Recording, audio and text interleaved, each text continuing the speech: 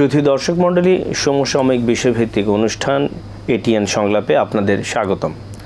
আমাদের আজকের বিষয় উপদেষ্টা পরিষদের রদবদল, সরকারের কাজের গতি কি বাড়বে?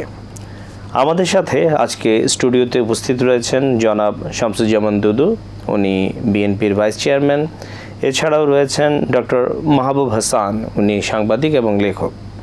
আমাদের সাথে আজকে অনলাইনে যুক্ত রয়েছেন অধ্যাপক ডক্টর এস.এম. আরিফ মাহমুদ, নৃবিজ্ঞান বিভাগ, ঢাকা বিশ্ববিদ্যালয়। এছাড়া অনুষ্ঠানটি ফেসবুক পেজে সরাসরি দেখতে facebook.com/ATN বাংলা অনলাইনে ক্লিক করুন। আজকে আমাদের যে বিষয়, আমি প্রথমেই জনাব শামসুজ্জামান দুদু আপনার কাছে প্রশ্ন রাখছি যে উপদেষ্টা পরিষদে আমরা লক্ষ্য করলাম একটা বড় ধরনের রদবদল এসছে। প্রথম থেকে আমাদের বিভিন্ন ধরনের জায়গায় কথা ছিল যে এই চাপের কথা বা অন্তর্বর্তী সরকার যেভাবে কাজের পরিসরটা সাজিয়েছে সেগুলো নিয়ে আপনার কি মনে হয় যে সরকারের যে কাজের গতি রয়েছে এটা সন্তোষজনক, বা এই ক্ষেত্রে বিশ্লেষণটা কিভাবে করবেন? জি, আপনাকে ধন্যবাদ। প্রথম কথা হচ্ছে, এই সরকার একটা গণঅভ্যুত্থানের প্রেক্ষাপটে ক্ষমতা নিয়েছিলেন। এই দেশের ছাত্র জনতার সমর্থনের সঙ্গে প্রতিটি রাজনৈতিক দল, বিশেষ করে গত রিজমে যারা ছিলেন তাদের 14 দল বাদে সকল রাজনৈতিক দল, শ্রেণী পেশার মানুষ এই সরকারকে সমর্থন দিয়েছে এবং মন থেকে সমর্থন দিয়েছে। এই সরকারের সঙ্গে একাধিকবার বিরোধী রাজনৈতিক দলগুলোর সঙ্গে তাদের সাক্ষাৎ হয়েছে এবং সেখানেও সরকারের উদ্দেশ্য, আদর্শ, বিশেষত সংস্কার এবং নির্বাচনের বিষয়ে তাদের সমর্থন তারা রাখবেন এবং অব্যাহত রাখবেন এবং সময় দিবেন, এই কথাগুলো তারা বলে আসে। বিশেষ করে আমি যে দল করি, বাংলাদেশ জাতীয়তাবাদী দল বিএনপি, তার মহাসচিবের নেতৃত্বে কয়েকবার সাক্ষাৎ হয়েছে।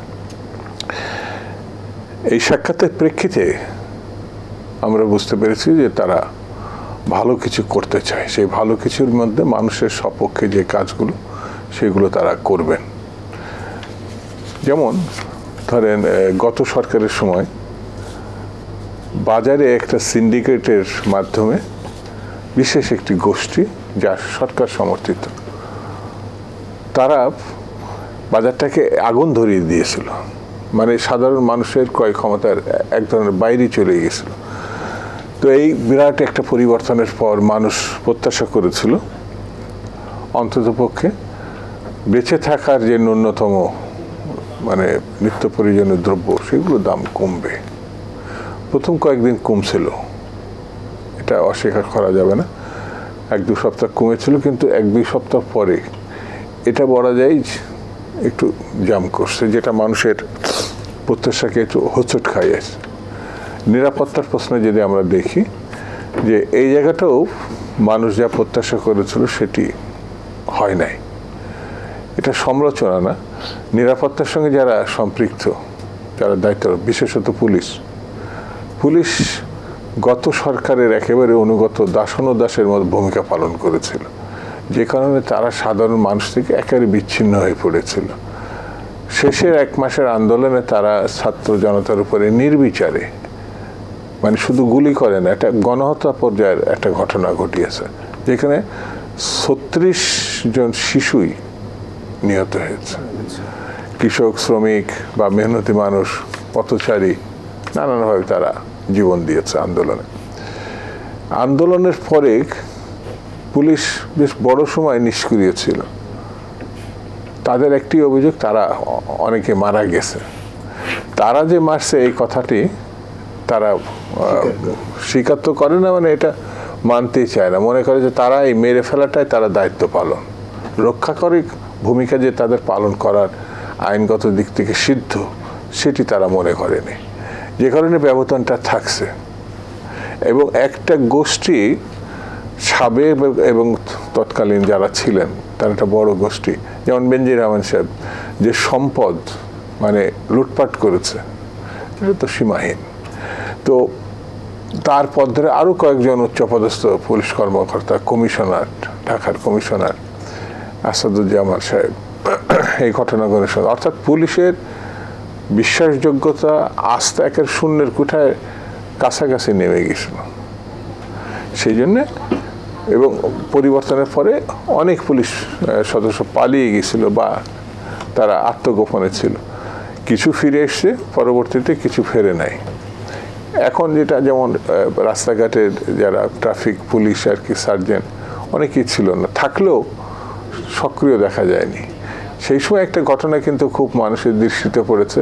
ছাত্র জনতার তরুণ একেবারে স্কুল কলেজের কিশোর কিশোরীরাও রাস্তায় নেমে মানুষের সহযোগিতা করেছে, ট্রাফিকের কাজ দায়িত্ব পালন করেছে এবং দিন রাত এটা করেছে যতদিন পুলিশরা বা ট্রাফিকরা সক্রিয় না হয়েছে। এখন তারা ফিরে গেছে। তো এইসব দিক থেকে বলা যায় যে একটি উৎসাহী জনগোষ্ঠীর সমর্থনে সরকার পেয়েছিল, কিন্তু সরকার কতটা এই উৎসাহী জনগোষ্ঠী এবং সামগ্রিক জনগোষ্ঠীকে সহায়তা করতে পেরেছে। আজকের দিনটাও দেখা যাবে যে শ্রমিকরা তার কাজের, তার মানে মজুরি, তাদের জীবনের যে নিরাপত্তাটা চাচ্ছে। আপনি যদি এটাকে ভিন্ন দৃষ্টিতে দেখেন তাহলে এটা তো মীমাংসা নাই। মানবিক দৃষ্টিতে, প্রয়োজনের দৃষ্টিতে যদি আমরা তাদের সঙ্গে আলাপ আলোচনা করি, সরকার এবং মালিক পক্ষ, ব্যবসায়ী যারা আছেন, উভয় এবং শ্রমিক সব যদি মিলিতভাবে একটি, যে এটি আমার দেশের উন্নয়নের জন্য খুব গুরুত্বপূর্ণ একটা সেক্টর, কিন্তু সেই জায়গাটায় আমরা দেখছি গত 3 মাসে যেটা আমরা প্রত্যাশা করেছি ততটুকু হয় নাই সেভাবে। আর অন্য বিষয়গুলো যে এগুলো আছে, যেমন ছাত্রদেরকে আমরা শিক্ষাঙ্গনে ফিরিয়ে নিয়ে যেতে, স্বাভাবিক যে শিক্ষাঙ্গনে তাদের জায়গা সে ফিরিয়ে নিয়ে যেতে পারলাম কিনা, সেই জায়গায় পরিস্থিতিটা কেমন, একেবারে আশাহত হওয়ার মতো ঘটনা এখন আর আছে বলে আমার কাছে মনে হয় না। ক্রমই স্বাভাবিকতার দিকে এগোচ্ছে। তারপরেও এই সরকারের কাছে যে প্রত্যাশা সেটা তো অসীম, মানে অন্য যে কোনো সরকারের কাছ থেকে এই সরকারের স্বাভাবিকের চাপটাও বেশি। সেই জন্যে সমালোচনা করলে অনেক কথা বলা যাবে, কিন্তু সময়ের বাস্তবতাটা মানতে হবে। একটু প্রাসঙ্গিকভাবে যদি জানতে চাই যে তরুণদের অন্তর্ভুক্তিকরণ এই উপদেষ্টা পরিষদে এবং পরবর্তীতে আমরা দেখেছি যে সহকারী বা বিশেষ সহকারী হিসেবে ওনারা এসেছেন, আপনি এটাকে কিভাবে দেখেন? তরুণরা তো সবসময় গতিকে ধরার চেষ্টা করে। যে কোনো দেশে বিপ্লব, যুদ্ধ, লড়াই, আন্দোলন, তরুণরাই অগ্রগামী শক্তি হিসাবে কাজ করে। যদি তাদের মেধাকে সঠিকভাবে ব্যবহার করা যায়, পরবর্তী সময় রাষ্ট্র পুনর্গঠনের আরও বেশি কাজ করা সম্ভব। কিন্তু তাদের ভিতর এক ধরনের উচ্ছ্বাস, আনন্দ, মানে অস্থিরতা, এটাও কাজ করে। সেই কাজটাকে যদি আমি পজিটিভ একটা খাতে নিয়ে যেতে পারি তাহলে আমার মনে হয় এটা সাফল্য আসবে। আর যদি আমি সব কিছু মানে গা ছাড়া ভাব, অর্থাৎ দেখি না কি হয়, তাহলে পরে আবার এটা ব্যর্থতার কারণে হতে পারে আমার কাছে মনে হয়েছে। তো আজকের তরুণরাই আগামী দিনের ভবিষ্যৎ, এটা সবাই আমরা বলি। তা আজকে এইরকম মানে সরকারি দায়িত্ব, অর্থাৎ 91, 69, 90 এবং 24 একটা না, কিন্তু ওই দুটার থেকে এটা ভিন্নতা। ওই দুটো গণঅভ্যুত্থানের পর জাতীয় রাজনৈতিক নেতৃবৃন্দের হাতে তারা অবস্থাটা বুঝিয়ে দিয়ে চলে গেছে। যত সময় নির্বাচন হয়েছে, যত সময় সরকার কাজ শুরু করেছে, এখনো সেই নির্বাচনটা কিন্তু হয় না আমার দেশে। সেই জন্য এখনো তরুণরাই সেই সব জায়গাগুলোতে আছে। তবে তরুণদের, আমি যেটা আগেই বললাম, সাফল্য যদি আমরা না দেখতে পারি তাহলে জাতির জন্যে এটা একটু দুঃখের কারণ হবে। সেই জন্য আমি অবশ্যই প্রত্যাশা করি তরুণদের যে উদ্দেশ্যে, যেভাবে তারা সেই সাফল্য জাতিকে দেখাবে। ধন্যবাদ আপনাকে জনাব ডক্টর মাহবুব হাসান। আমরা প্রথম থেকেই যেগুলো বিভিন্ন পত্রপত্রিকা আলোচনায় এসেছিল যে বিভিন্ন ধরনের চ্যালেঞ্জ ফেস করছে এই উপদেষ্টা পরিষদ আর রাষ্ট্র পরিচালনায় অন্তর্বর্তীকালীন সরকার, এবং যেটা অনেক ক্ষেত্রেই হয়তো স্বাভাবিক।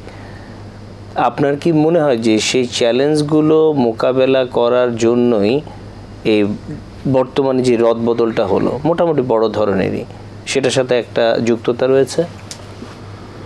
যে কোনো সংস্কারই কিন্তু যুক্ত করে নতুন চিন্তাকে, নতুন ভাবনাকে। নতুনভাবে নিজেদের উপস্থাপনের জন্য। এই যে সম্প্রসারণ বা এবং রিশাফল করা উপদেষ্টা মণ্ডলীর ক্ষেত্রে কি বলে মিনিস্ট্রি ভাগ করা হলো, আমি মনে করি যে তারা অবশ্যই নতুন পথ সন্ধান করতে পারবেন। এটা হলো একটা দিক।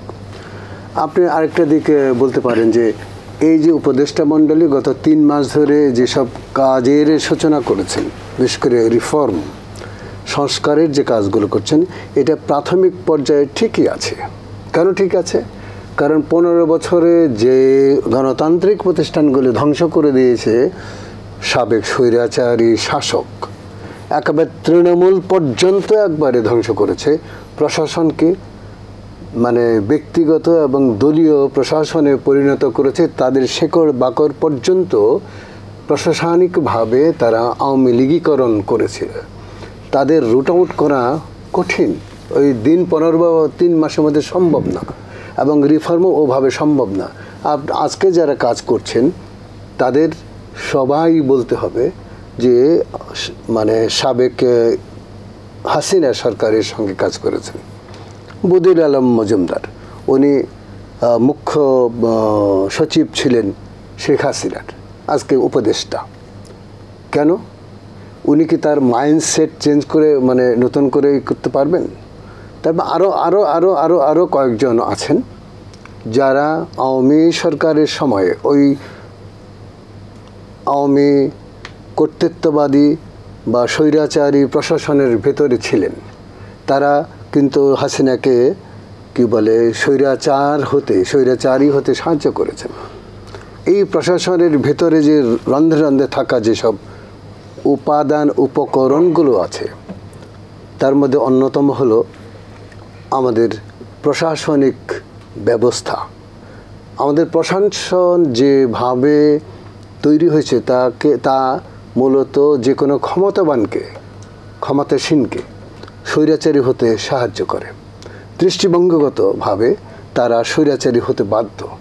পুলিশ জনগণের টাকায় চলে, পুলিশ জনগণকে সেবা দেওয়ার জন্যে তৈরি হয়েছে, কিন্তু পুলিশের যে শিক্ষা সেটা হলো এইরকম যে আমরা ক্ষমতায় আছে, আমরা হলো তোর মালিক, আর যারা ক্ষমতার বাইরে তারা হলো সাধারণ মানুষ, তারা অলওয়েজ অপরাধজনক কাজ করে। একটু প্রাসঙ্গিকভাবে জানতে চাচ্ছিলাম, এই যে 16 বছর একটা বা 16 বছরের কাছাকাছি নির্দিষ্ট দল ক্ষমতায় ছিল, তো এখানে তো একটা খুব বড় ধরনের ভ্যাকুয়াম খুব স্বাভাবিকভাবে প্রশাসনে হয়েছে। তা আপনার কি মনে হয় যে অন্তর্বর্তীকালীন সরকারের পক্ষে সেই ভ্যাকুয়ামটা একদম নতুন মুখ দিয়ে সরকার পরিচালনা করাটা সম্ভবপর? বিপ্লবী সরকার হলে সম্ভবপর ছিল, কিন্তু এই সরকার তো বিপ্লবী সরকার না। আপনি গণ অভ্যুত্থানের ভেতর দিয়ে আপনি ক্ষমতায় গেছেন, অথবা আপনাকে বুঝতে হবে যে এরা বেসিক্যালি বিপ্লব করেছে। কিন্তু আপনার চিন্তায় বা যাদের ভিতর দিয়ে এরা ক্ষমতায় গেছেন তাদের চিন্তা এবং তাদের কালচারাল যে বিহেভ বা কালচারাল যে চিন্তা, সেটি ছিল যে এই প্রশাসনের ভিতরে তারা উপরে উঠলেই এই সমস্ত যে স্বৈরাচারিতা তার নিঃশেষ করা যাবে বা তার রেমেডি সম্ভব। কিন্তু এটা সম্ভব না। এই যে প্রশাসনিক লিগেসি আমরা যেটা বহন করছি, এটা ঔপনিবেশিক দৃষ্টিভঙ্গি জাত, এবং ঔপনিবেশকে টিকিয়ে রাখার জন্য যে কালচারাল যে বিষয় আছে সেগুলোকেই লালন করে এরা। আমি মনে করি যে যদিও এটা এখন আর সম্ভব না, এই প্রশাসন দিয়ে খুব বেশি কিছু করা যাবে এটা আমি মনে করি না। তবে যে রিফর্মগুলো, যে সংস্কারগুলোর সূচনা এরা করেছে, দীর্ঘমেয়াদে সেটা সম্ভব করে তুলতে পারে যে কোনো পরবর্তী যে কোনো রাজনৈতিক সরকারের মাধ্যমে সেটা সম্ভব। কারণ পিপুলের যে ম্যান্ডেট নিয়ে এসে যারা করবেন, তারা পিপুলের সেই ম্যান্ডেটকেই কাজে লাগিয়ে কিন্তু এই সংস্কারগুলো চিরস্থায়ী বন্দোবস্তের মতো করতে পারেন, যে চিরস্থায়ী বন্দোবস্ত মূলত জনগণের জন্যে, জনগণের উন্নয়নের জন্যে, জনগণের কল্যাণের জন্যে, জনগণের মনো আকাঙ্ক্ষাকে বাস্তবায়নের জন্যে করবেন, তাই না? এখন রাজনৈতিক দলগুলোর কাজই তো সেটা, তারা জনগণের প্রতি নিবেদিত, জনগণের স্বার্থকে তারা আফুল করেন, জনগণের স্বার্থের উন্নয়নের ভিতর দিয়ে নিজেদেরকে প্রমাণ করেন যে তারা জনগণতান্ত্রিক একটি রাজনৈতিক দল। কিন্তু দুর্ভাগ্যজনক হলেও সত্য যে গত 53 বছরে আমাদের রাজনীতিতে এবং আমাদের যে প্রশাসনে গণতন্ত্র মুখোশ হিসাবে ছিল বা আছে, এখনও আছে, কিন্তু এটা বাস্তবায়ন হয় নাই, যার জন্যে মানুষের ভিতরে এত ক্ষোভ। গত 16 বছর ধরে সমস্ত গণতান্ত্রিক যে প্রতিষ্ঠানগুলো ছিল, সমস্ত প্রতিষ্ঠানগুলোকে ধ্বংস করে দেওয়া হয়েছে। বিচার বিভাগ বলেন, নির্বাচন কমিশন বলেন, হ্যাঁ, যতগুলো ছিল আছে সেগুলোকে একবার তলানিতে পৌঁছে গেছে। এখন সবচেয়ে জরুরি যেটা দুদু সাহেব এটা বিবেচনা করবেন আমার ধারণা, যে রাজনৈতিক দলের একজন সদস্য হিসেবে ওনারাও চাইবেন যে নির্বাচনের ভিতর দিয়ে নতুন সরকার আসুক। এই সরকার তো কাজ শুরু করেছেন এবং সংস্কার একটি দীর্ঘ প্রক্রিয়ার ভিতর দিয়ে আগায়, একটি রাতারাতি করা সম্ভব না। আচ্ছা, আর একটু জানতে চাচ্ছি, আপনার তো অনেক দিন অভিজ্ঞতা, অনেক সরকারকে আপনি দেখেছেন, সামনে যে রাজনৈতিক সরকার ক্ষমতায় আসতে পারে, আপনার কি ধারণা বা আপনি কি সেই বিশ্বাস স্থাপনের জায়গাটা পাচ্ছেন যে আমাদের গণতান্ত্রিক প্রতিষ্ঠানগুলোকে ওনারা শক্তিশালী করবেন? এটা বিশ্বাস করতে হবে, কারণ মানুষ বাঁচে স্বপ্ন নিয়ে। স্বপ্নকে বাস্তবায়ন করতে যারা দায়িত্বশীল তারা হলো রাজনীতিক। এখন রাজনীতিকরা যদি তাদের সেই সীমাবদ্ধতাকে বোঝেন যে আমরা পারবো কি পারবো না, দুদু সাহেবের দল কিন্তু 31 দফা একটা করেছে, তাই না? রাষ্ট্র সংস্কার থেকে শুরু করে, হ্যাঁ, সমস্ত রকম সংস্কারের সমস্ত বিষয় কিন্তু ওখানে আছে।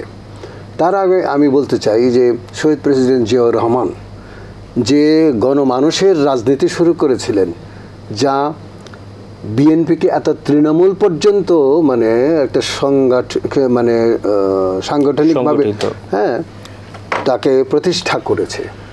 দেখবেন গ্রামের মানুষের ভিতরে বিএনপির প্রতি দরদ এই জন্যে যে শহীদ জিয়া গ্রামের পর গ্রাম তিনি ঘুরেছেন, মানুষের কল্যাণের জন্য তাদের সঙ্গে কথা বলেছেন এবং তাদের সমস্যার সংকটকে করেছেন।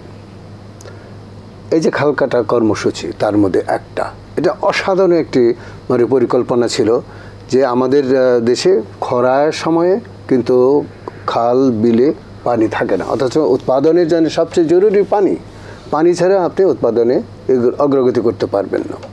তা আমি বিশ্বাস করি যে বিএনপি সেটা পারবে, বা তাদের সঙ্গে যারা আছেন, জোটে আছেন বা আছেন, গণতান্ত্রিক চিন্তায় আছেন, তাদেরকে রিফর্ম করতে হবে নিজেদেরকে, যে আমরা নৈতিকভাবে, মানসিকভাবে, হ্যাঁ, গণতান্ত্রিক প্রতিষ্ঠানগুলো তৈরি করব, যাতে ভবিষ্যতের রাজনীতিকরা এসে এই ধারাকে অনুসরণ করেন। আচ্ছা, আমরা আবার আসবো আপনার কাছে। অধ্যাপক ডক্টর এস.এম. আরিফ মাহমুদ, আপনি দীর্ঘদিন অধ্যাপনার সাথে জড়িত রয়েছেন। এই যে উপদেষ্টা পরিষদে একটা বড় ধরনের রদবদল আমরা দেখলাম, সেখানে একজন মাননীয় উপদেষ্টা সৈয়দা রিজওয়ানা উনি বলছেন যে কাজের গতি ও দক্ষতা বাড়ানোর জন্যই এই রদবদল, এবং সাথে সাথে উনি উল্লেখ করেছেন আইন শৃঙ্খলা ও দ্রব্য মূল্যের বিষয়গুলো। এই ক্ষেত্রে আপনার বিশ্লেষণটা কি? ধন্যবাদ আপনাকে আজকের এই অনুষ্ঠানে আমন্ত্রণ জানানোর জন্য। একই সাথে ধন্যবাদ জানাই শামসুজ্জামান দুদু ভাইকে এবং ডক্টর মাহবুব হাসান আপনাদেরকে। আমি আসলে খুব মনোযোগ দিয়ে আপনাদের বক্তব্য শুনছিলাম। আমি এর আগে কয়েকটা চ্যানেলে এরকম অনুষ্ঠানে গিয়েছিলাম, তখন কথা প্রসঙ্গে আমরা বলেছিলাম যে উপদেষ্টা পরিষদের আকারটা বৃদ্ধি করতে হবে। তো সেই আকার বৃদ্ধি বলার পেছনের মূল কারণ ছিল কাজের গতি সঞ্চালনটা কিভাবে হয় সেটার জন্য। আমার এই আলোচনার উত্তরে যাবার আগে একটি বিষয়ে একটু আপনাদের মনোযোগ আকর্ষণ করতে চাই। সেটা হলো যেটা দুদু ভাই বললেন যে একটি বৈপ্লবিক আন্দোলনের ভেতর দিয়ে কিন্তু আমরা আজকের একটি সরকারকে দায়িত্ব দিয়েছে জনগণ। তাদের আসলে মূল কাজটি কি? তাদের মূল কাজটি হলো নির্বাচন, একটি সুষ্ঠু, সুন্দর, বিশ্বাসযোগ্য নির্বাচন কাজ সম্পন্ন করবার জন্য তাদেরকে কিন্তু জনগণ দায়িত্ব দিয়েছে। যদি ভাই আরেকটি কথা বলছিলেন, আমি এগুলো একটু লিঙ্ক করে বলতে চাই। আপনি বলছিলেন যে তরুণদের নেতৃত্ব দিবে, তরুণদের আজকের তরুণ আগামী দিনের ভবিষ্যৎ।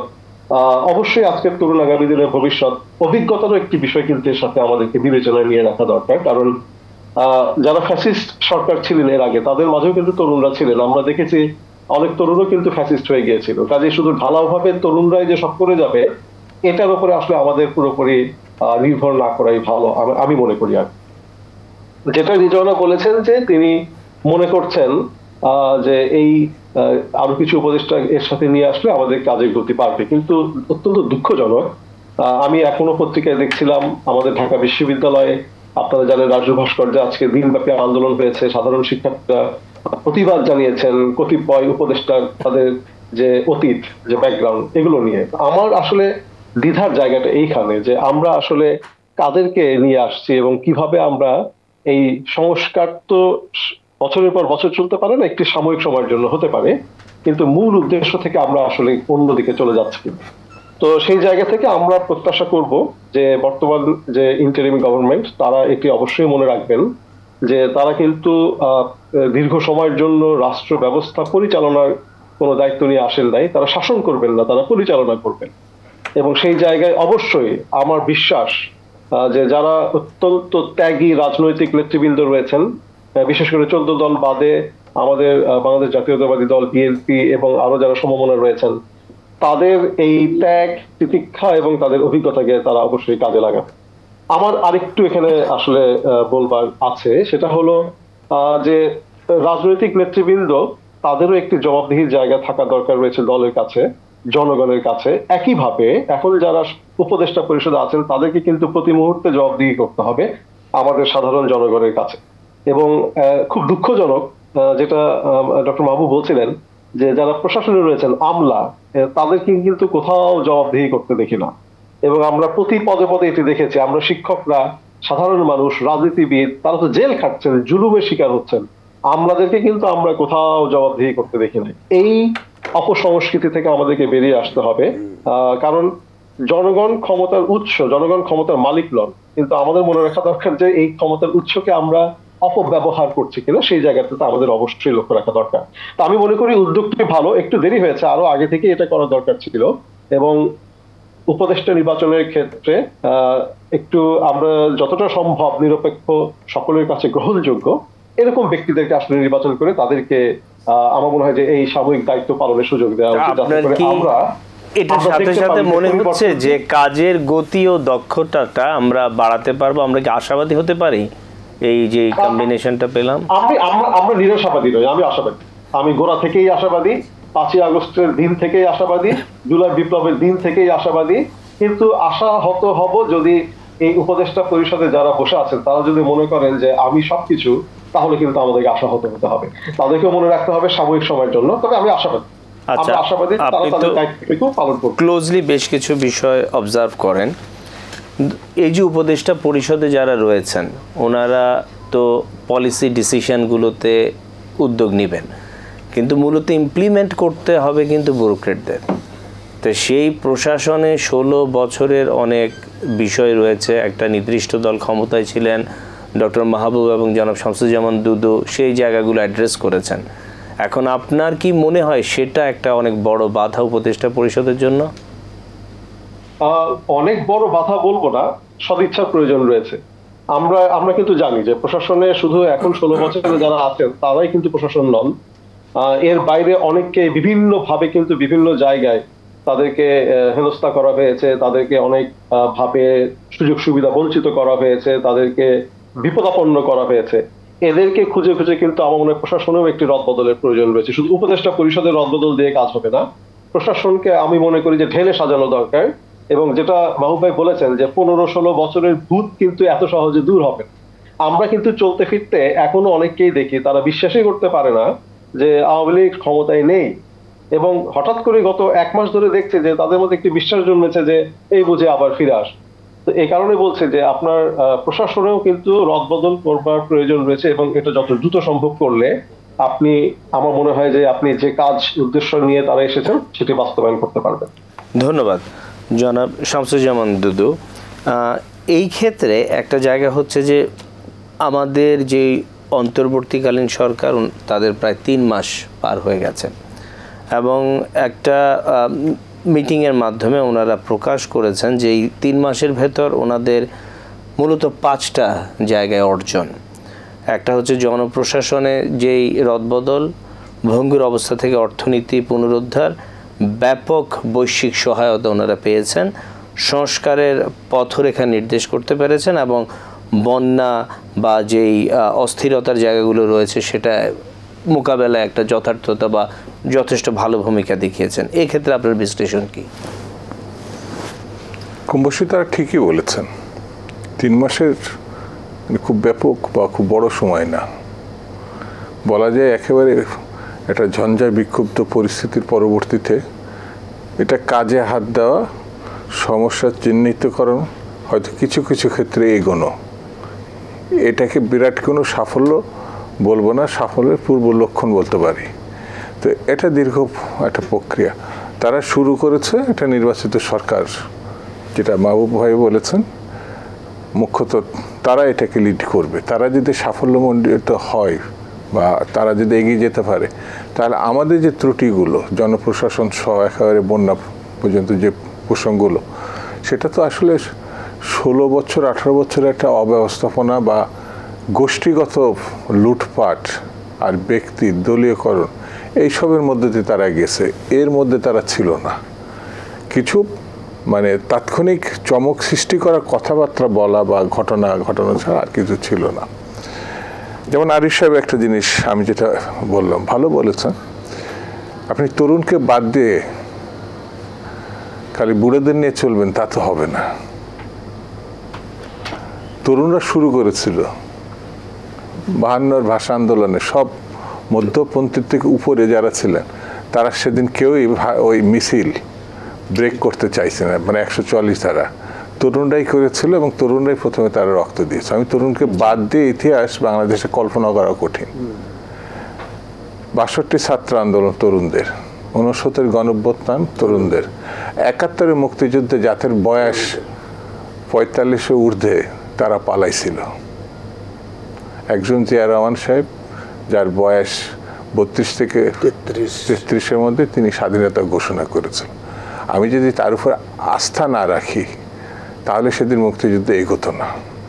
তো তরুণদের উপরে আপনাকে অবশ্যই থাকতে হবে। এবং এমনকি অনেক কিশোর, তরুণও না কিশোর, যারা লুঙ্গি পরে, যারা হাফ প্যান্ট পরে খালি গায়ে তারা মুক্তিযুদ্ধে যোগ দিয়েছিল। আমাদের ইতিহাসের সব থেকে মহত্ব এবং ঐতিহাসিক ঘটনা তো মুক্তিযুদ্ধ। সেটাকে বাদ দিয়ে আপনি অন্য বিষয়গুলো আলোচনায় আসতে পারে, কিন্তু ওটা আমাদের মানে শিক্ষার ক্ষেত্রে চরমতম বিষয় 71-এর মধ্যে। সেখানে তরুণদের উপস্থিতি একেবারে রূপকথার মতো।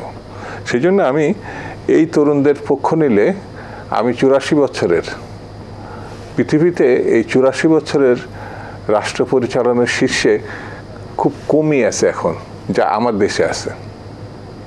77 ইয়ার্স ওল্ড, সে এগোতে পারবে না বলে তাকে বাদ দেওয়া হয়েছে মিস্টার বাইডেন, কমলা হ্যারিসকে এগিয়ে দিতেছে। কিন্তু আমরা গ্রহণ করেছি 84 ইয়ার্স ওল্ড। সেই জন্যে আমার কাছে মনে হয়েছে তরুণ এবং অভিজ্ঞতায় সমৃদ্ধ, পারদর্শী, সে বয়স যাই হোক না কেন, একটা সম্মিলিত প্রচেষ্টা। যেমন তারেক রহমানকে বলা হয় তারুণ্যের উচ্ছ্বাস, তারুণ্যের নায়ক। কারণ তার যে সময়টা অর্জন করছে, সে এখন মনের দিক থেকে তরুণ, তারও বয়স হয়েছে। সেই জন্য আমার কাছে মনে হয় যে আপনি যাই কিছু করেন না কেন, খাল কাটার আপনার ব্যক্তির সামর্থ্য থাকতে হবে। তো যেমন আপনার একটা ছোট্ট ঘটনা বলি, যখন আমার অঞ্চলে শহীদ জিয়া রহমান গিয়েছিলেন খাল কাটার জন্যে, তখন প্রধানমন্ত্রী শাহ জিজুর রহমান, প্রেসিডেন্ট দীপ্ত ভরে পদভরে এগিয়ে যাচ্ছেন, অনেক পিছনে পড়ে গেছেন তৎকালীন প্রধানমন্ত্রী শাহজি স্যার। আমার এলাকার লোক বলে, প্রেসিডেন্টই বলেছেন তুমি তার সঙ্গে থাকো। তো প্রধানমন্ত্রী বলছেন যে এইভাবে কি হাঁটা সম্ভব দুদু, মানে এই জাস্ট এই শব্দে আমার কাছে মনে হয়েছে প্রেসিডেন্টকে তিনি অনুসরণ করছেন, তারুণ্যকে অনুসরণ করছেন। মানে মানুষের দুই পাশে যেভাবে এগিয়ে আসে। এবারও দেখেন এই যে 24 সালের যে গণঅভ্যুত্থান, একটা সুদীর্ঘ লড়াই, 18 বছরের সুদীর্ঘ লড়াই। এই লড়াইয়ে রাজনীতিবিদ, শ্রেণী পেশার মানুষ কে ছিল না? সর্বস্তরের মানুষ, সর্বস্তরের মানুষ। কিন্তু চূড়ান্ত আঘাতটা ছাত্ররাই তাদের বুকের রক্ত ঢেলে দিছে। আমি এটা অস্বীকার করতে পারি। আমরা যখন ছাত্র, তখন এই ঢাকা বিশ্ববিদ্যালয়ে যখন আমরা লিড করছি হোসেন মোহাম্মদ এরশাদের বিরুদ্ধে, তাদের অধিকাংশরই এখন বয়স প্রায় মানে 65 থেকে 70-এর মধ্যে। তো তাদেরও তো তরুণ, যেখানে আমরা তখন, এখন মাঝে মাঝে ভাবি 73-তে আমি কলেজের ছাত্র, 1 বছর জেল খাটাইছে শেখ মুজিব ছিলেন, এখন রক্ষী বাহিনী, সেই সময় 40,000 বিরোধী দলের নেতা কর্মীকে তিনি হত্যা করেছিলেন। এখন মাঝে মাঝে মনে হচ্ছে আমার যেমন আপন চাচতো ভাই 73-এ এখনো বলে গুম, তিনি গুম হয়েছিলেন, আজ পর্যন্ত ফেরত আসেনি। এগুলো তরুণ তো, সেই জন্যে আজকে যাদেরকে নেওয়া হয়েছে তাদেরকে দক্ষতা প্রমাণ করতে হবে। সুযোগ পাইছে তারা, এই সুযোগ অনেক তরুণের পক্ষে সম্ভব হয় না। এই প্রথম কিন্তু 53 বছরে এত কম বয়সের এমন চেয়ারে গিয়ে বসছে, এর আগে যেটা আমরা লক্ষ্য করিনি। লক্ষ্য করছি স্বাধীনতা যুদ্ধের পরবর্তীতে শহীদ জিয়া রহমান এবং কিছু তরুণদের মধ্যে। আর এবার সেই জন্যে জাতি পুনর্গঠনের একটা প্রশ্ন দেখা দিয়েছে, যে কথাগুলো আপনি বললেন। আলোচনা আরো একটু আমি ইনক্লুড করতে চাচ্ছি যে এই যে আপনার বিভিন্ন রাজনৈতিক দল তারা দাবি করছে নির্বাচনের, এবং ক্রমশ এই দাবিটা কিন্তু একটা বলিষ্ঠ দিকে যাচ্ছে। সেই ক্ষেত্রে কোনো কোনো উপদেষ্টাদের বক্তব্যে আমরা দেখি যে ওনারা সংস্কারের জায়গাটা নিয়ে আর একটু হয়তো বেশি সময় নিতে চান। এখানে একটু টান পড়ন মাঝে মধ্যে হয়তো আমরা বিভিন্ন মাধ্যমে পাচ্ছি বা বোঝা যাচ্ছে। আপনি এই 3 মাস চলে গেছে অলরেডি সরকারের, আপনি আগামী 6 মাসে এই সরকারের গতিপথটাকে কিভাবে দেখতে চান? এটা সাংবিধানিক সরকার, বর্তমান সরকারটি এরা বর্তমান সংবিধানের আওতায় শপথ নিয়েছে। সংবিধান যা বলবে তা রক্ষা করা এবং তা এগিয়ে নেওয়ার দায়িত্ব হচ্ছে এই সরকারের। গণতান্ত্রিক ফ্যাসিজম বলেন, যা কিছু বলেন, গণতন্ত্রে ফিরতে হলে আপনাকে নির্বাচন ছাড়া কোনো বিকল্প পথ নাই। এটা আপনি এখনও করতে পারেন, 6 মাস পরেও করতে পারেন, কিন্তু কবে করবেন সেটা আবার যদি সিদ্ধান্ত না নিতে পারেন, তাহলে এটা নিয়ে অনেক কিছু কাজ করার আছে, সেগুলো করা ঢিলে হয়ে যাবে। সংস্কার নিয়ে কেউ দ্বিমত করে নাই, কোনো রাজনৈতিক দল না, আমার নিজের রাজনৈতিক দলও না। সংস্কার না নির্বাচন, এইভাবে কথা বললে যে একটু বিভ্রান্তির সৃষ্টি হবে। দুটি প্রয়োজনীয়। আর সংস্কার এটা নদীর মতো প্রবাহমান, এটা আজকের না যেটা প্রয়োজন মনে করছি, কালকে এটা আবার সংস্কারের প্রশ্ন দেখা দিতে পারে।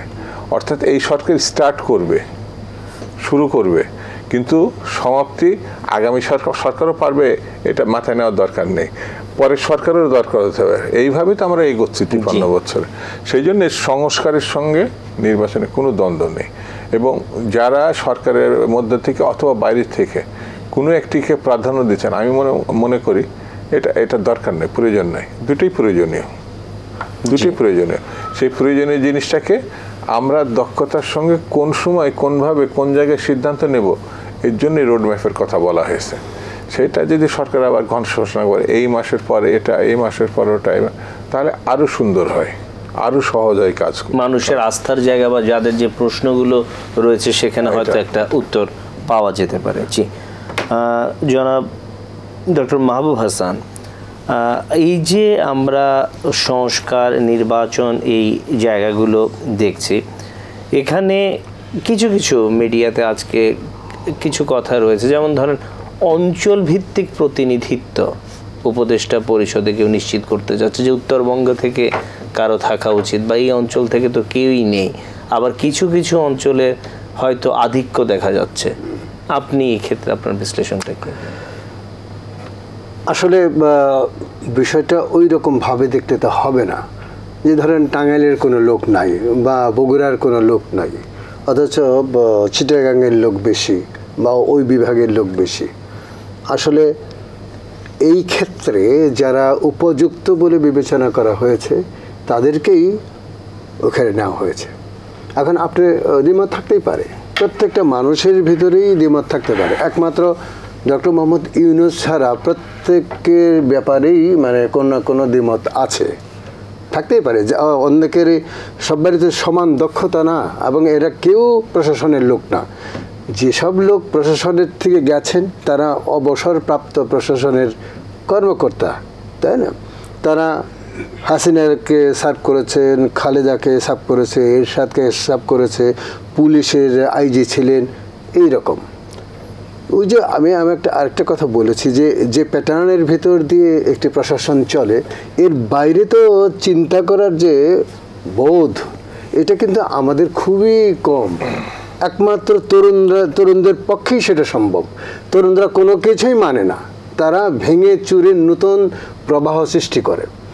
একটি নদীর দুইটা স্রোতধারা থাকতে পারে, সংস্কার একটি এবং নির্বাচন একটি হতেই পারে, এবং প্যারালালও যেতে পারে।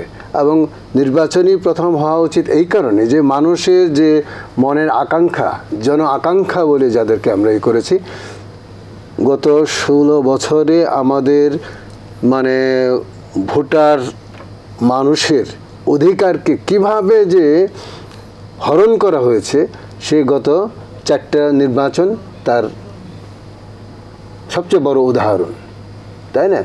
আমি আমার ভোট দিতে পারিনি, সাধারণ মানুষ ভোট দিতে পারেনি, সবগুলো রাতে দিয়েছে, দিনে দিয়েছে, প্রকাশ্য দিয়েছে, পুলিশ দিয়েছে, মানে ছাত্রলীগের ছেলেরা দিয়েছে প্রকাশ্যে। তো এই অধিকারকে ফিরিয়ে আনার জন্যই কিন্তু এই আন্দোলন। মানুষের অধিকারকে ফিরিয়ে দিতে হলে, এই আকাঙ্ক্ষাকে বাস্তবায়ন করতে হলে আপনার প্রশাসনিক সংস্কারের পাশাপাশি সেটা তো চলমান থাকবেই, যেটা দুদু সাহেব বলেছেন যে একটি প্রবাহমান নদীর মতো সংস্কার চলতে থাকবে, কন্টিনিউয়াসলি যখনই প্রয়োজন হবে সেটা হতে থাকবে। কিন্তু নির্বাচন তো অত দীর্ঘ সময় ধরে এটাও হতে পারে না, কারণ পলিটিক্যাল গভর্নমেন্ট না আসা পর্যন্ত কোনো রাজনৈতিক সিদ্ধান্ত নেয়া, জাতীয় সংসদে বসে নেওয়া মানে ঠিক যৌক্তিক বলে কেউ মনে করবে না। যেমন আমরা গণতন্ত্র পছন্দ করি, গণতান্ত্রিকভাবে নির্বাচিত সরকার পছন্দ করি, এবং গণতান্ত্রিক প্রতিষ্ঠানগুলোর মানে দৃঢ় ভিত্তি আমরা পছন্দ করি। কেন করি? বিকজ অফ যেতে গত 16 বছরে যেসব প্রতিষ্ঠানকে ধ্বংস করা হয়েছে ওইগুলো আবার দাঁড় করানো যায় এবং জাতির আকাঙ্ক্ষাকে সেখানে মুক্ত করা যায়। জি, আমরা আসবো আবার আপনার কাছে। অধ্যাপক আরিফ মাহমুদ, এই যে আমরা যে এই 3 মাসে অর্জনগুলো উপদেষ্টা পরিষদ বা অন্তর্বর্তীকালীন সরকার যেগুলো বলছেন, সেখানে একটা জায়গা যে ধরেন ব্যাংকিং সেক্টরের যে অবস্থা, হ্যাঁ, আপনি তো নৃবিজ্ঞানী বা মানুষকে নিয়ে কাজ করেন, এই যে দেখেন এখানে আমরা যেগুলো লক্ষ্য করেছি যে হঠাৎ করে বিভিন্ন ব্যাংকের এক ধরনের লিকুইডিটি ক্রাইসিস হয়েছে, সেখানে দৈনিক অনেক সময় আমরা 15,000 টাকা 20,000 টাকা তুলতে পারিনি। আমরা এমন পরিস্থিতিও দেখেছি যে আইসিইউতে রোগী রয়েছে কিন্তু সে টাকা তুলে আইসিইউর বিল দিতে পারছে না। এবং বহু আমরা জায়গায় দেখেছি, ইউটিউবে দেখেছি যে ব্যাংকের ম্যানেজার ওনারা পালিয়ে বেড়াচ্ছেন, অনেক ক্ষেত্রে কেউ ক্রন্দনরত অবস্থায় রয়েছেন, কারণ এই পরিস্থিতির সাথে উনি তো দীর্ঘদিন পরিচিত না। তা আপনার কি মনে হয় যে সেই জায়গায় একটা ভালো ধরনের উত্তরণ কি সম্ভব হয়েছে এই 3 মাসে, বা কোনো আশার আলোকবর্তিকা আপনি দেখছেন কিনা? খুব জটিল একটি প্রশ্ন, কারণ আমার এই কথাটাকে আশা করি আপনার বা দর্শকরা অন্যভাবে নেবেন না। রাজনীতি যখন একটি ব্যবসায়িক গোষ্ঠীর হাতে চলে যায়, তখন আসলে যিনি গণমানুষের প্রতিনিধিত্ব করেন তিনি কিন্তু তার জায়গাটি হারিয়ে ফেলেন। এবং অত্যন্ত দুঃখজনক বলতে হচ্ছে, গত 16 বছরে আমরা দেখেছি কিভাবে রাজনীতির ব্যবসায়ীকরণ হয়েছে। এবং একই প্রক্রিয়ায় ব্যাংকিং সেক্টরটাও কিন্তু আমরা দেখেছি, বিস্তর আলোচনা হয়েছে যে এগুলোতেও কিন্তু একটা ব্যবসার জায়গা তৈরি করলো, যে আপনি একটি ব্যাংকের পরিচালক হবেন এবং আপনার উদ্দেশ্য হলো এখান থেকে জনগণের টাকা পয়সা যা জমবে লুটপাট করে বিদেশে আপনি আইদার বেগম পাড়ায় যাবেন, অথবা কখনো বিপদ ঘটলে আপনি যেন পাড়ি জমাইতে পারেন ভিন দেশে। কাজে সাধারণ মানুষ তার কষ্টার্জিত অর্থ তিনি যে ব্যাংকে গচ্ছিত রাখবেন এবং এই অর্থকে তিনি তার প্রয়োজনে ব্যয় করবেন, সেই আস্থাটা কিন্তু আমরা এবার এই বিপ্লবের পরে দেখলাম ভেঙে গেল। আমি এর সাথে একটু যুক্ত করতে চাই আপনাকে। আপনি যেহেতু উদাহরণ দিলেন যে একজন রোগী তিনি আইসিইউতে আছেন, তার খরচের টাকা তুলতে পারছেন না, ইত্যাদি ইত্যাদি কথা বলছেন। আমরা এই গত 1 মাস ধরে কিছু কিছু প্রতিষ্ঠানের তাদের ব্যাংকে এফডিআর করবে কিনা বা তারা তাদের যে টাকা কোথায় রাখবে এটা খোঁজ করতে গিয়ে যখন দেখলাম কিছু কিছু ব্যাংকের নাম আসলো যে এই ব্যাংকগুলো আর নিরাপদ নয়, এই ব্যাংকগুলোতে টাকা রাখা যাবে না, এই ব্যাংকগুলোতে মানুষ আস্থা হারিয়ে ফেলছে। তো আমার যেটা মনে হয় যে এখন 3 মাসে এই উপদেষ্টারা তার ব্যাংকিং সেক্টরকে পুরো ঢেলে সাজাতে পারবেন না। বা আপনি জানেন নিশ্চয়ই যে শেয়ার বাজারের যে কেলেঙ্কারির ঘটনাগুলো ঘটেছে এবং দুঃখজনক ঢাকা বিশ্ববিদ্যালয়ের অনেক সময় সেই ধরনের শিক্ষক তারাও কিন্তু এগুলোর সাথে যুক্ত ছিলেন, যাদের হাত ধরে এ ধরনের দুর্নীতি অনেক ঘটনা ঘটেছে। কাজেই আপনি এই জনগণের টাকা নিয়ে নয়ছয় করবেন, এই জায়গা থেকে আসলে আমরা মনে করি যে এই সরকার 3 মাসে এটা করতে পারবে না এবং এর একটি শক্ত ভিত্তি দরকার। এই শক্ত ভিত্তিটি আসবে একটি বলিষ্ঠ রাজনৈতিক নেতৃত্বের মধ্য দিয়ে। আমি কিন্তু বারবার বলছি আমরা যে নির্বাচন করতে গেলে আপনি যে কর্মপরিকল্পনার কথা বলছিলেন, একটু আগে দুদুভাই বললেন যে একটি রোডম্যাপ, কেন রাজনৈতিক দল এবং অবশ্যই সক্রিয় যারা জনমানুষের রাজনৈতিক দলগুলো এখন নির্বাচনের রোডম্যাপের কথা বলছেন, আপনি কি প্রত্যাশা করছেন? আমরা প্রত্যাশা করছি যে আপনি একদম সঠিক ভোটার তালিকা তৈরি করেন, তাহলে সেই ঘোষণাটি দিন যে আমরা ভোটার তালিকার কাজ শুরু করছি। নির্বাচন কমিশনের জন্য সার্চ কমিটির কথা বলা হচ্ছে, আজকেও নাকি সার্চ কমিটি একটি মিটিং হয়েছে, তারা অনুসন্ধান করবেন। ঠিক আছে, এই সার্চ কমিটি দিয়ে আপনারা অনুসন্ধান করেন, দল, আপনি সিভিল সোসাইটি, অংশীজনদের কাছ থেকে নামগুলো নেন, এগুলো যে করবেন আপনি তার একটি কর্মপরিকল্পনা আপনি জনগণের সামনে তুলে ধরেন যে আগামী 3 মাসের মধ্যে আমরা এই ধাপে ধাপে ফেজ বাই ফেজ আমরা এই কাজগুলো করছি, আপনারা নিশ্চিত থাকেন যে আমরা আমাদের কাজগুলোকে এগিয়ে নিয়ে যাচ্ছি। আপনারা জানেন যে প্রধান উপদেষ্টা তিনি আজারবাইজানের বাকুতে গিয়েছেন একটা জলবায়ু সম্মেলনে অংশগ্রহণ করতে, এবং আমি আসলে জলবায়ু বিষয়ক আমার একটি কোর্স আমি আমার বিভাগে পড়াই, বাংলাদেশের জলবায়ু এবং জলবায়ুকে নিয়ে, জলবায়ু পরিবর্তন নিয়ে কিন্তু আমরা অনেক গবেষণায় কাজ করেছি বাংলাদেশের উপকূলীয় এলাকার মানুষদের মধ্যে। এই এলাকার মানুষগুলোর যে ভোগান্তি এবং এই ভোগান্তি, তাদের কষ্ট বেদনা, সেগুলো যে দিন দিন কোথায় গিয়ে ঠেকেছে এটা আসলে স্থানীয় মানুষের কাছে না গেলে বোঝা যায় না। আমি বিশ্বাস করি যে এখানে দুদু ভাই আছেন, তারা স্থানীয় মানুষের প্রতিনিধিত্ব করেন, তারা মানুষের কষ্ট জানবেন। মানুষের, আমরা যে রাষ্ট্রের পলিসি অর্থাৎ রাষ্ট্রের যে নীতিমালা তৈরি হবে, স্থানীয় মানুষের কথার প্রতিফলন সেখানে থাকতে হবে। আপনার স্থানীয় মানুষ যখন তার ভোকাল বা ভয়েসটা রেজ করছেন, সেটিকে নিয়ে রাষ্ট্রীয় পলিসি তৈরি করতে হবে। তো এই জায়গায় আমি মনে করি যে হ্যাঁ, নির্বাচন অবশ্যই এটা যত দ্রুত সম্ভব নির্বাচনের জায়গায় যাওয়া দরকার এবং ব্যাংকিং সেক্টরগুলোতে অত্যন্ত দেখে শুনে এবং যারা করাপশন করেছেন তাদেরকে ধরা এবং সেই অর্থ কিভাবে ফিরিয়ে আনা যায় সেদিকে নজর দেয়া। আপনি জানেন বাংলাদেশ ব্যাংকের রিজার্ভ থেকে কত ডলার বেরিয়ে গেল, আজকে এসে সবাই বুঝতে পারছে এটা কিভাবে গেল। আমরা এমনও খবর পেয়েছি যে জাতীয় বিশ্ববিদ্যালয়ের সাবেক একজন উপাচার্য তিনি 1700 কোটি টাকা প্রধানমন্ত্রীকে দিয়ে দিয়েছে। আমরা হঠাৎ করে এরকম খবর পেলাম যে মুক্তিযোদ্ধা কোটায় যদি বিশ্ববিদ্যালয়গুলোতে ভর্তি করতে হয় তাহলে সেই মুক্তিযোদ্ধা সার্টিফিকেটে তৎকালীন প্রধানমন্ত্রী শেখ হাসিনার স্বাক্ষর থাকতে হবে, অর্থাৎ তার স্বাক্ষরিত সার্টিফিকেট দিয়ে আপনি মুক্তিযোদ্ধা কোটা নির্ধারণ করবে। তাহলে তো আমাদের গোড়াতেই এই রাজনীতির একটা দুর্বৃত্তায়ন ঘটেছে। আমার মনে হয় যে এই দুর্বৃত্তায়ন থেকে বেরিয়ে আসা দরকার। আমাদের আর্থিক, রাজনৈতিক, শিক্ষা যতগুলো প্রতিষ্ঠান রয়েছে প্রত্যেকটি আসলে জনমানুষের জন্য আসলে গড়ে তোলা দরকার। আমি আশাবাদী যে এই অন্তর্বর্তীকালীন সরকার সেই রাস্তাটি দেখিয়ে দিবেন। আপনাকে ধন্যবাদ। জনাব শামসুজ্জামান দুদু, আপনি তো তৃণমূলের সাথে খুব ক্লোজলি রিলেটেড। এই যে আমরা কিছু কিছু ক্ষেত্রে দেখি যে রাজনৈতিক দলগুলো অনেক ম্যাচিউরড আচরণ করছে, আমরা যেটা বলবো যে সমসাময়িক সময় কেন্দ্র থেকে অনেক ভালো ভালো নির্দেশনা যাচ্ছে, কিন্তু লোকালি কিন্তু সেগুলোর বাস্তবায়ন আমরা সেইভাবে দেখছি না এবং কেন্দ্র খুব শক্ত ভাষায় বলছে এবং কয়েক জায়গায় কয়েকজনকে বহিষ্কারের বিষয় এসছে। তো এখনও কেমন যেন একটা নিয়ন্ত্রণহীন অবস্থা। দ্বিতীয়ত হচ্ছে প্রশাসনের একটা জায়গা থাকে যে ইউনিটি অফ কমান্ড। আমরা দেখছি বিশেষ করে স্থানীয় যে জায়গাগুলোতে যে বৈষম্য বিরোধী, প্রকৃত তারা বৈষম্য বিরোধী না, হয়তো অন্য কোনো রাজনৈতিক দলের ছত্রছায়া এক সময় ছিল, এখন তারা ভাড়াটে বৈষম্য বিরোধী হয়ে প্রশাসনের ওখানে যে চাপ প্রয়োগ করছে, ইউনোর ওখানে চাপ প্রয়োগ করছে, অনেক কিছু জোর করে আদায় করে নিয়ে এসছে। রাজনৈতিক দলের একটা জায়গা রয়েছে, আবার পুলিশ প্রশাসন, মাঠ প্রশাসন তো রয়েছেই। এই যে একটা অস্থিরতা, এটার সামনের সময়টা কিভাবে এই উপদেষ্টা পরিষদ বা এই অন্তর্বর্তীকালীন সরকার অ্যাডজাস্ট করতে পারবে? এই জন্যে যেটা আমরা এখানে বসে বিশেষত তিনজন আলাপ করলাম, একটা কমন জায়গায় কিন্তু আমরা এসছি, সেটা হচ্ছে একটা গ্রহণযোগ্য নির্বাচন দরকার, একটি নির্বাচিত সরকার দরকার, নির্বাচিত জনপ্রতিনিধি দরকার।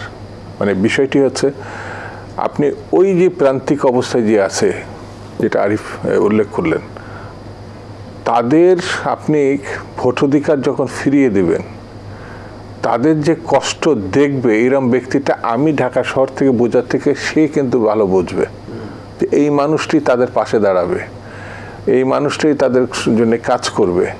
তো আমি এই ভোটাধিকার যতক্ষণ পর্যন্ত তাদের হাতে তুলে না দিতে পারবো, যেটা গত ধরুন 15 বছর নাই, মানে ভোটের, এটা বাবু একটু আগে বললেন যে সমস্ত মানে প্রাতিষ্ঠানিক যা কিছু ছিল আমাদের, নির্বাচন কমিশন, নির্বাচন ব্যবস্থা সব ধ্বংস করে ফেলেছে। সে ফিরে আসার প্রাথমিক সিদ্ধান্তটা হচ্ছে নির্বাচন।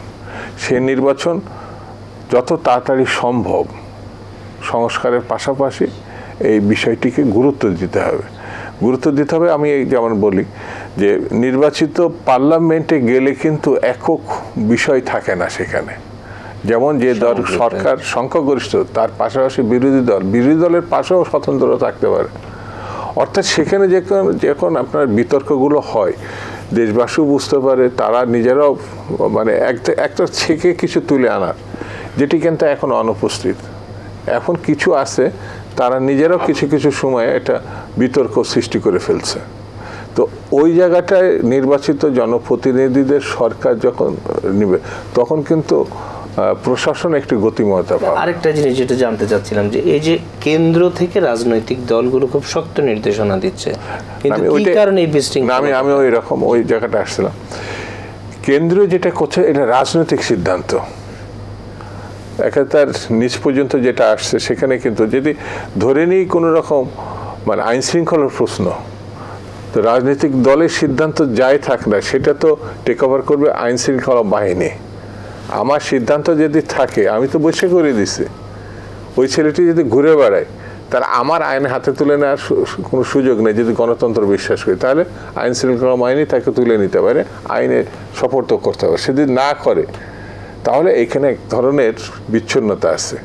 অর্থাৎ গণতান্ত্রিক বিধি ব্যবস্থা উপনায় যখন নির্বাচিত লিডারশিপ আসে, তখন সে করতে বাধ্য। এখন তো রাজনৈতিক দল সে সিদ্ধান্ত দিচ্ছে, কিন্তু একটা রাজনৈতিক দলের বাইরে আইনের শাসনের একটা ব্যাপার আছে, প্রাতিষ্ঠানিক একটা ব্যাপার আছে, সেটা অনুপস্থিত। এখন যদি তারা নাও করে, আমরা প্রেশার করতে পারি। 2 নম্বর যে প্রশ্নটা আসছে, যে ছাত্রদের যে আন্দোলন, সেই আন্দোলনের ভিতরে সমন্বয়কের যে প্রশ্নটা, এটা একেবারে নতুন একটা শব্দ, নতুন একটা টার্ম। এখানে মানে অভূতপূর্ব ঘটনা যে ছাত্রলীগের ভিতরে মিশেছিলাম, কিসের জন্যে? নিরাপত্তার জন্য। ব্যাখ্যাটা এরকম, তখন পরিবেশ ছিল না। তাহলে পরে ছাত্রলীগ যা করেছে সেটা তার সহযোগিত সে, অবশ্যই। তো তাহলে আমি যত ভালোই হই না কেন, ছাত্রলীগ 16 বছর ধরে লুটপাট, খুন, জখম, দখলদারিত্ব, চাঁদাবাজি সব তো ক্যাম্পাসে তো তাদের ছাড়াতে হতো না, তাহলে তার সহযোগী ছিলাম আমি। জি। তাহলে সহযোগী থাকলে সে আদর্শিক হলো কি করে? এটা হচ্ছে সমাজের রাজনীতিহীনতা। অর্থাৎ রাজনীতির যে পড়াশোনা, জানা বোঝা, চর্চা, সেটা ছিল না। ফ্যাসিজমে এটাকে মানে ধ্বংস করে ফেলা হয়।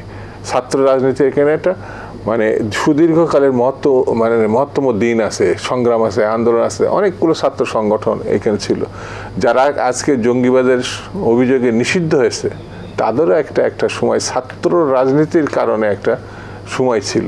কিন্তু মানে ছাত্র রাজনীতি শেষ হয়ে যাওয়ার কারণে, ধ্বংসপ্রাপ্ত হওয়ার কারণে তারাই এখন জঙ্গিবাদে নিষিদ্ধ হয়েছে। সেই জন্য আমি ব্যক্তিগতভাবে মনে করি যে রাজনীতিটা ফেরত নিয়ে আসতে হবে, জি, চর্চাটা ফেরত নিয়ে আসতে হবে। জনাব ডক্টর মাহবুব হাসান, আমরা অনুষ্ঠানের প্রায় শেষ দিকে চলে এসেছি।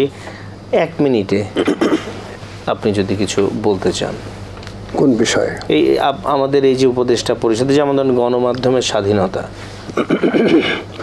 গণমাধ্যমের স্বাধীনতার বিষয়টি মানে খুবই জটিল, এক ধরনের জটিল। কারণ এর আগে যখন 91 সনে যখন রাষ্ট্রীয় তরফ থেকে সমস্ত কিছু মানে করা হলো, তুলে নেওয়া হলো, তখন আমরা মনে করলাম যে আমরা স্বাধীন হয়ে গেছি।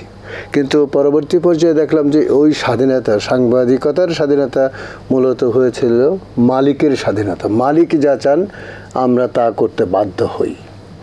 তো সত্যিকার অর্থেই যদি আপনি সাংবাদিককে যদি স্বাধীন করতে চান, তাহলে তাকে তার মতো ভাবতে, চিন্তা করতে এবং তার কাজ করতে দিতে হবে। এটা হলো একটা সোজা হিসাব, এর মধ্যে বাঁকাচোরা কিছু নেই। কারণ সাংবাদিক কার জন্যে কাজ করেন? জনগণের জন্য কাজ করেন। প্রশাসনকে জানান যে এইখানে এই অপকর্ম হচ্ছে, এইখানে এই সমস্ত হচ্ছে, এইগুলো থামান। এবং একই সঙ্গে মানে প্রশাসনকে বুঝতে হবে যে সাংবাদিক যখন রিপোর্ট করে, তখন সে যখন এটার পর্যালোচনা করে বা এটার বলে সাহায্য চায়, তখন প্রশাসনের উচিত সেই সমস্যাকে সমাধানের দিকে নিয়ে যাওয়া। কিন্তু আমরা গত 53 বছর ধরেই দেখেছি, ইভেন গত 16 বছর ধরে তো একবারে শেষ, কোনো কিছুই হয়নি। সাংবাদিকরা লিখেছেন, দেখিয়েছেন, আপনারা দেখেছেন এই যে লুটপাটের কথা যেগুলো মানে ব্যাংকের আছে, আজকে কিন্তু লেখা হয়নি, এই 5 আগস্টের আগেই কিন্তু লেখা হয়েছে।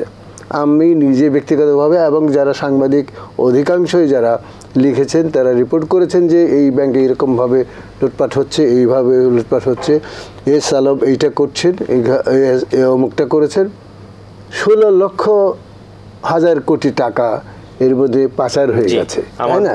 আমি সেটাই শেষ করে যে এখন সাংবাদিক তার দায়িত্ব যাতে পালন করে এবং সেটাকে যদি সত্য বলে ধারণা করে এবং তাকে যদি রেমেডি করতে চান, সেটার দায়িত্ব হলো প্রশাসনের, এবং সেটা রাজনৈতিকভাবে নির্বাচিত সরকারের পক্ষেই সেটা সবচেয়ে বেশি সম্ভব। তবে এই সরকারও সেটা পারেন, যেহেতু এই সরকার ক্ষমতায় এখন এবং তারা রিফর্ম করতে চান, তারা সমস্ত সমস্যার সমাধান করতে চান, মত প্রকাশের স্বাধীনতাকে আফল করতে চান, তাই না? আমাদের শেষ করতে হচ্ছে। শুধুই দর্শক মণ্ডলী, আপনাদের ধন্যবাদ দীর্ঘ সময় ধরে আমাদের সাথে থাকার জন্য। আজকে আলোচকরা এই অন্তর্বর্তীকালীন সরকার ওনারা কোন চ্যালেঞ্জগুলো ফেস করছেন, সেখানে দ্রব্যমূল্য থেকে শুরু করে আইন শৃঙ্খলা রক্ষা এবং অন্যান্য প্রশাসন কেন্দ্রিক যে জায়গাগুলো রয়েছেন, প্রায় সব কিছুই উঠে এসছে। এবং আলোচকদের মধ্যে প্রায় প্রত্যেকেই তারা একমত হয়েছেন যে খুব দ্রুত সংস্কারের কাজগুলো করে মানে খুব কাছাকাছি সময়ে নির্বাচন কেন্দ্রিক যে রোডম্যাপ সেটা তৈরি করা প্রয়োজন, এবং নির্বাচিত জনপ্রতিনিধির কাছেই যত দ্রুত সম্ভব ক্ষমতা হস্তান্তর না করলে জনমানুষের যে আকাঙ্ক্ষা সেটাকে একটা সার্থক রূপ দেওয়া খুব দুষ্কর হবে। ধন্যবাদ সবাইকে।